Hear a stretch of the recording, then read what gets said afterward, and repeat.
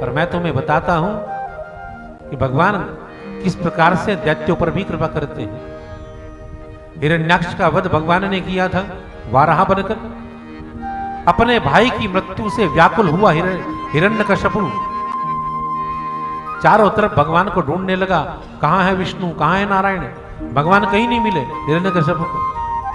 अंत में तपस्या करने के लिए चला गया और ऐसी तपस्या की हिरण्यकश्यपु ने कि ब्रह्मा जी ने दर्शन दिया, वरदान मांगो।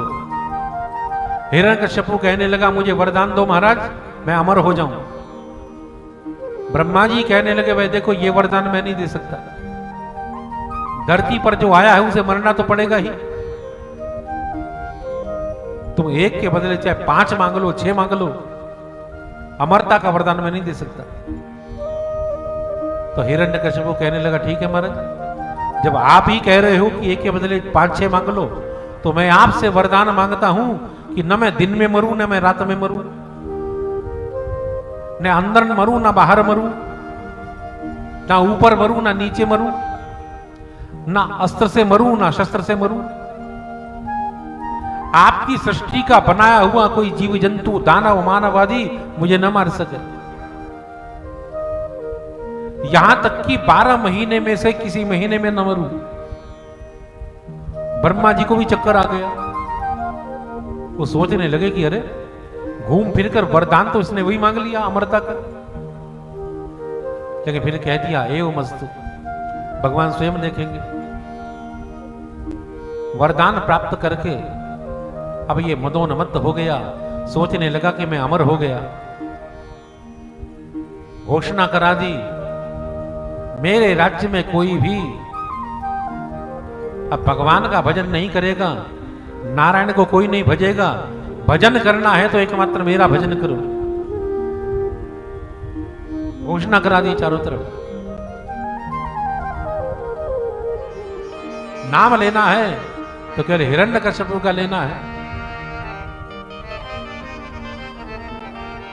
हिरण्यकश्यपु के 4 बेटे हैं, लाद, अनुल्लाद, सल्लाद और प्रहलाद। दैत्यों के गुरुकुल में ये पढ़ने के लिए जाते हैं और दैत्य विद्या इनको सिखाई जाती है। सबसे छोटे बेटे हैं प्रहलाद। प्रहलाद की बुद्धि बड़ी कुशाग्र है। जो कुछ सिखाया जाता है प्रहलाद तुरंत सीख जाते हैं। शुक्राचार्य जी के बेटे हैं षण्णामर्क। उन्होंने देखा भाई प्रहलाद की बुद्धि बड़ी तीव्र है, जो कुछ सिखाया जाता है बड़ी आराम से सीख जाते हैं, तो चलो महाराज से पुरस्कार प्राप्त करने का अवसर है।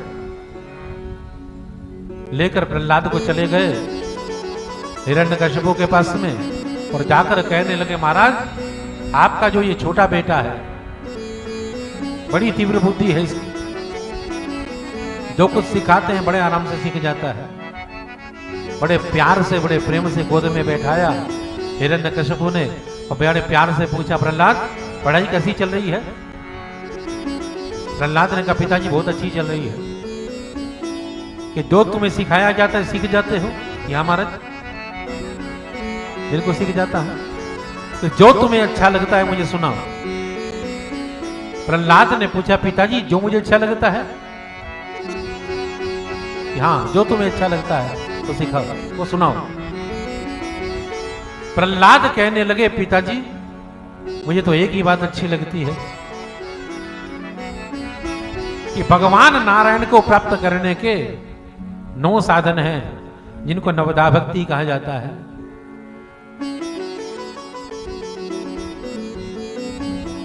श्रवणम कीर्तनम विष्णु, स्मरणम पाद सेवनम, अर्चनम वंदनम दास्यम, सख्यम आत्मनिवेदनम। ये 9 साधन हैं। इन 9 साधनों में से एक साधन भी यदि सिद्ध हो जाए तो भगवान की प्राप्ति हो जाती है। ये बात जैसे ही सुनी हिरण्यकश्यपु ने, षण्णा मर्ग की ओर देखने लगे हिरण्यकश्यप। ये क्या सिखाया तुमने? षण्णा मर्ग कहने लगे महाराज हमने नहीं सिखाया, ये तो न जाने कहां से सीख गया। हिरण्यकश्यप कहने लगे ले जाओ इसे, और ध्यान रखना कि तुम्हारे गुरुकुल में विष्णु के गुप्तचर तो नहीं आ जाते। षण्णा मर्ग ले गए, पहरा बढ़ा दिया गया, कोई गुप्तचर तो नहीं आता। दैत्य विद्या सिखाई गई प्रहलाद को, फिर पूछा गया तो जो का तो सुना दिया प्रहलाद ने। फिर लेकर गए षण्णा मर्ग, फिर हिरण्यकश्यप ने वही पूछा जो तुम्हें अच्छा लगता है सुनाओ। प्रहलाद ने पूछा पिताजी जो मुझे अच्छा लगता है कि हाँ। आज फिर प्रहलाद ने भगवान की प्राप्ति की बात कही और बताया कि पिताजी हमें घर के वातावरण को ऐसा बनाना चाहिए कि घर में हमेशा भगवान का भजन हो, नारायण की उपासना हो। और अंत में यह कह दिया कि पिताजी जिस घर का वातावरण ऐसा नहीं है कि घर में भगवान का भजन हो सकता हो, तो ऐसे घर को तो आग लगा देनी चाहिए और वन में जाकर भगवान का भजन करना चाहिए। ये बात जैसे ही कही, अब हिरण्यकश्यप ने क्रोध में भरकर षण्णा मर्ग की तरफ देखा। षण्णा मर्ग कहने लगे महाराज ये लाल लाल आंखों से यदि देखना है तो अपने बेटे को देखो, हमारी तरफ मत देखो, हमने नहीं सिखाया। और महाराज हमने तो ध्यान रखा कि कोई बाहर से कोई तत्व ना आ जाए, कोई बाहर से भी नहीं आया। न मत प्रणीतम न पर प्रणीतम सुतो वदत्येष तमेन्द्र शत्रु नैसर्गिकीयं मतिरस्य राजन् नियच्छ मन्युं कददास्मगानः।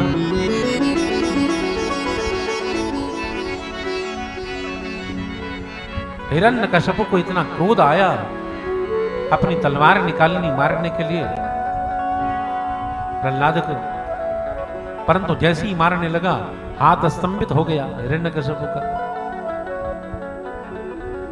मतवाले हाथी के सामने डाल दिया गया, ये मार डालेगा। लेकिन हाथी चला, प्रहलाद को उठाया और अपने मस्तक पर बैठा लिया। काल कोठरी में डाला गया सर्पों के बीच में, और जब काल कोठरी को खोला गया तो देखा कि सर्पों के बीच में बैठे हुए हैं प्रहलाद और खेल रहे हैं सर्पों से। जाको राखे साइया मार सके ना कोई। बहुत प्रयास किए गए मारने के, नहीं मर सका। अंत में हिरण्यकश्यप की बहन कहने लगी भैया तुम चिंता क्यों करते हो, मेरे पास में कैसी चादर है, उस चादर को उड़कर मैं बैठ जाऊंगी तो अग्नि मेरा कुछ नहीं बिगाड़ सकती। तुम आग लगा देना, मैं बच जाऊंगी, प्रहलाद मर जाएगा।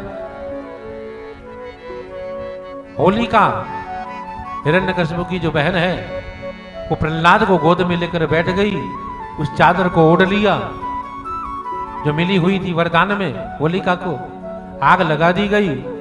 परंतु परिणाम विपरीत हुआ, होलिका तो जल गई और प्रहलाद सकुशल बच गए। बोले सच्चिदानंद भगवान की जय।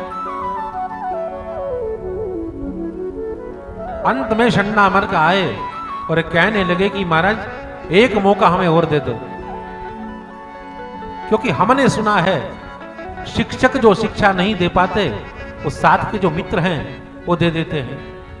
तो हमारी जो मित्र मंडली है दैत्यों की, वो इसे दैत्य विद्या सिखा देगी। हिरण्यकश्यप ने भेज दिया। अब दैत्यों के गुरुकुल में दैत्य बालकों के बीच में प्रहलाद बैठे। प्रयास तो ये किया गया कि प्रहलाद की बुद्धि बदल जाए, दैत्य बुद्धि हो जाए, लेकिन प्रहलाद की संगति में बैठकर दैत्यों की बुद्धि सुंदर हो गई। दैत्य बालकों की संगति में बैठकर प्रहलाद की बुद्धि तो नहीं बिगड़ सकी, लेकिन प्रहलाद की संगति में बैठकर दैत्य बालकों की बुद्धि सुधर गई। यह संगति का प्रभाव। दैत्य बालक पूछने लगे, अरे प्रहलाद, इतनी सुंदर विद्या तो तुझे कहां से मिली? प्रहलाद कहने लगे कि मित्रों, जिस समय मेरे पिता तपस्या करने के लिए गए हुए थे तो देवराज इंद्र आया और मेरी माता का हरण करके ले गया। रास्ते में देवर्षि नारद मिल गए। उन्होंने पूछा इंद्र से कि भाई कहां लेकर जा रहा है? इंद्र कहने लगा कि महाराज, ये गर्भवती है, ये बालक को जन्म देगी तो दैत्य बालक ही होगा, तो उस दैत्य बालक का वध कर देंगे, इसे छोड़ देंगे। देवर्षि नारद ने विचार किया, तुझे पता नहीं है इसके गर्भ में कौन है। देवराज इंद्र से छुड़ाकर देवर्षि नारद मेरी माता को अपने आश्रम में ले गए और भागवत धर्म सिखाने लगे मेरी माता को। सिखाते तो थे मेरी माता को, लेकिन दृष्टि रखते थे मेरी तरफ। समय पाकर मेरी माता तो उस भागवत धर्म को भूल गई, लेकिन मित्रों, वो भागवत धर्म आज भी मुझे याद है। और प्रहलाद जी कहने लगे कि चलो मित्रों, मेरे साथ में आओ और भगवान के नाम का कीर्तन करो। जिस दैत्यों के गुरुकुल में दैत्य विद्या सिखाई जाती थी, भगवान का नाम लेना जिस दैत्यों की नगरी में अपराध समझा जाता था, वो दैत्यों का गुरुकुल नारायण के नाम से गूंजने लगा। नारायण नारायण नारायण श्रीमन नारायण नारायण नारायण श्रीमन नारायण नारायण नारायण श्रीमन नारायण नारायण भजमन नारायण नारायण नारायण भजमन नारायण नारायण नारायण बद्री नारायण नारायण नारायण बद्री नारायण नारायण नारायण बद्री नारायण नारायण नारायण बद्री नारायण नारायण नारायण लक्ष्मी नारायण नारायण नारायण लक्ष्मी नारायण नारायण नारायण लक्ष्मी नारायण नारायण नारायण लक्ष्मी नारायण नारायण नारायण सत्य नारायण नारायण नारायण सत्य नारायण सत्य नारायण नारायण नारायण सत्य नारायण लक्ष्मी नारायण नारायण नारायण लक्ष्मी नारायण नारायण नारायण लक्ष्मी नारायण नारायण नारायण लक्ष्मी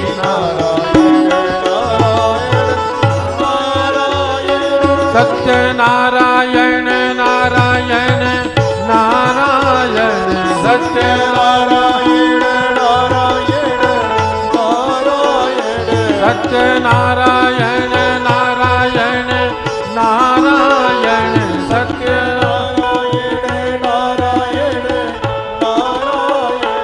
हरि नारायण नारायण नारायण हरि नारायण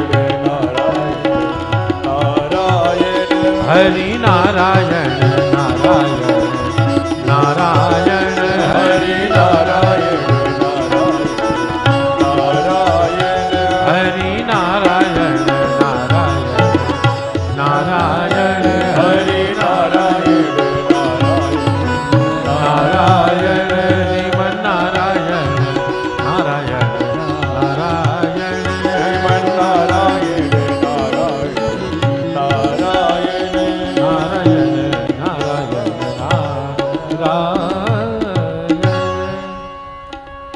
बोले सच्चिदानंद भगवान की।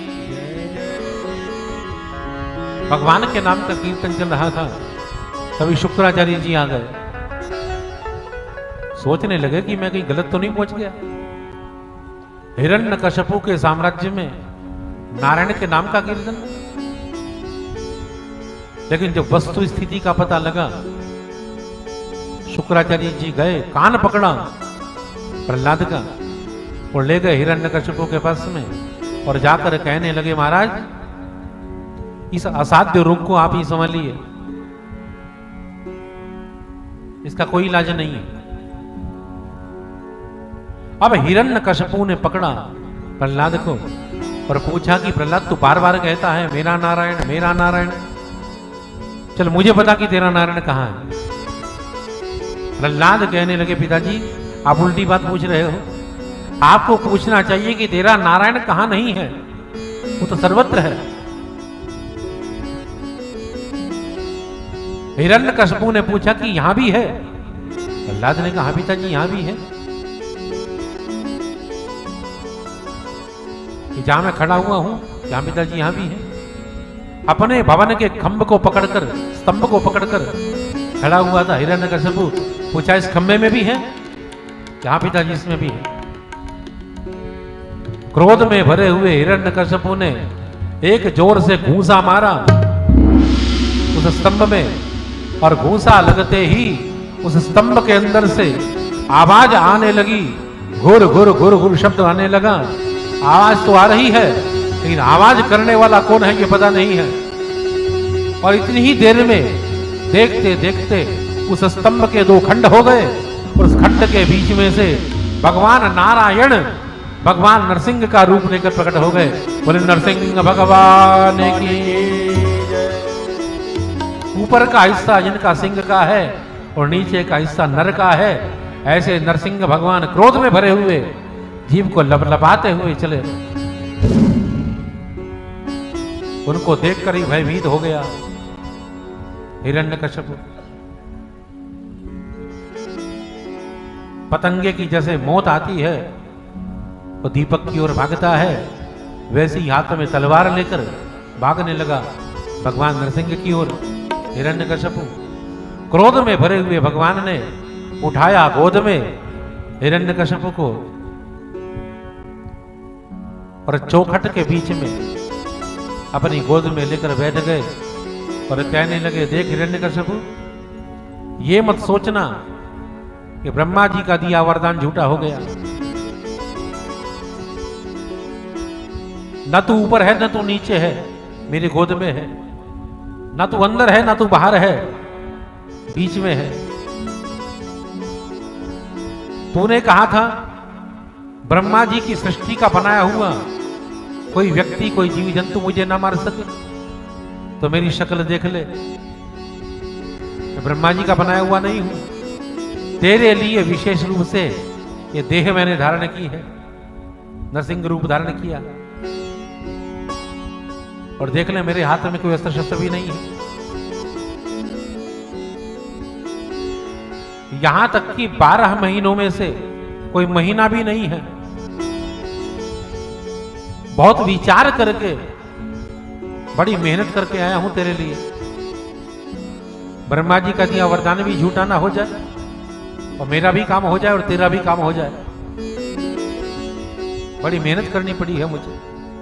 12 महीनों में से कोई महीना भी नहीं है। चैत्र, वैशाख, ज्येष्ठ, आषाढ़, श्रावण, भाद्रपद, आश्विन, कार्तिक, मार्गशीर्ष, पोष, माघ, फाल्गुन, इन 12 महीनों में से कोई महीना भी नहीं है। तेरे लिए 13वें महीने का सृजन करके आया हूं, जिसे पुरुषोत्तम मास कहा जाता है, अधिक मास कहा जाता है। वो महीना है। ब्रह्मा जी का दिया वरदान झूठा नहीं है। और ये कहकर भगवान नारायण ने जिनके नाखून ही जिनके आयुध हैं, वो नाखून उदर में गड़ा दिए, हिरण्यकश्यप के विदीर्ण कर डाला उदर को। आते निकली, उन आंतों से अपना श्रृंगार कर लिया भगवान नरसिंह ने। ऐसा लग रहा है मानो रक्त पुष्पों से श्रृंगार कर दिया गया हो भगवान नरसिंह का। बोले नरसिंह भगवान की जय।